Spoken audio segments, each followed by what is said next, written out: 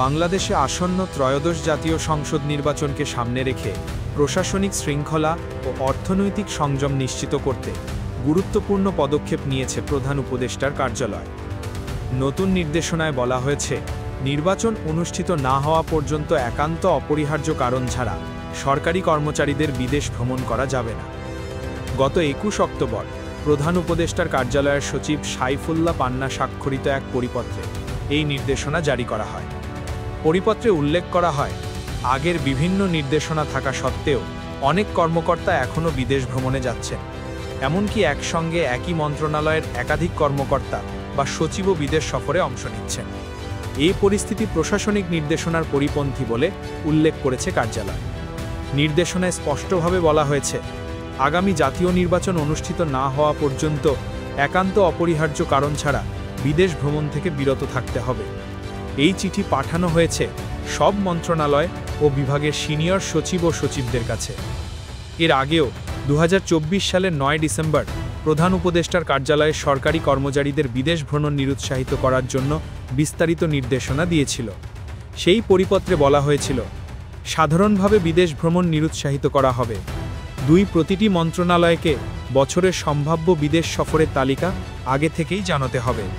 3 মন্ত্রণালয় ভিত্তিক ডেটাবেস তৈরি করা হবে, যেখানে সব বিদেশ ভ্রমণের তথ্য সংরক্ষণ থাকবে। 4 একই মন্ত্রণালয়ের একাধিক কর্মকর্তা একসঙ্গে বিদেশ না যাওয়ার নির্দেশনা ছিল। 5 উপদেষ্টা ও সচিব একসাথে বিদেশ সফর সাধারণত পরিহার করবেন, যদি না তা জাতীয় স্বার্থে অপরিহার্য হয়। এছাড়া বিদেশে সেমিনার বা ওয়ার্কশপে অংশগ্রহণের ক্ষেত্রেও কঠোর মানদণ্ড বেঁধে দেওয়া হয়েছে। কে আমন্ত্রণ জানিয়েছে, কোন পর্যায়ের কর্মকর্তা অংশ নিচ্ছেন, এসব বিস্তারিত তথ্য দিতে হবে প্রস্তাবের সঙ্গে। কেনাকাটা, প্রি-শিপমেন্ট ইন্সপেকশন কিংবা ফ্যাক্টরি টেস্টের মতো সফরে শুধুমাত্র সংশ্লিষ্ট বিশেষজ্ঞকেই পাঠানোর পরামর্শ দেওয়া হয়েছে। আরও বলা হয়েছে, কম প্রয়োজনীয় বা বিনোদনমূলক বিদেশ ভ্রমণ সম্পূর্ণভাবে পরিহার করতে হবে।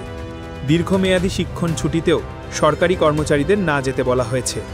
এমনকি প্রস্তাব পাঠানোর সময়ও সংশ্লিষ্ট কর্মকর্তার গত 1 বছরের বিদেশ ভ্রমণের পূর্ণ বিবরণ সংযুক্ত করতে হবে। বিশ্লেষকরা মনে করছেন, এই পদক্ষেপের পেছনে 2টি প্রধান কারণ। একদিকে নির্বাচন পূর্ব সময়ে প্রশাসনিক স্থিতিশীলতা বজায় রাখা, অন্যদিকে বৈদেশিক মুদ্রার চলমান সংকট মোকাবিলায় সরকারি ব্যয় নিয়ন্ত্রণ।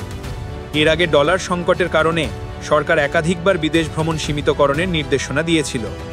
সব মিলিয়ে বলা যায়, প্রধান উপদেষ্টার কার্যালয়ের এই সিদ্ধান্ত অর্থনৈতিক সংযম, প্রশাসনিক দক্ষতা এবং নির্বাচন পূর্ব স্বচ্ছতা নিশ্চিত করার একটি স্পষ্ট পদক্ষেপ। এখন দেখার বিষয়, সরকারি কর্মচারীরা এই নির্দেশনা কতটা কঠোরভাবে মেনে চলেন এবং নির্বাচনের আগে প্রশাসনে এই নীতির বাস্তব প্রভাব কতটা দৃশ্যমান হয়।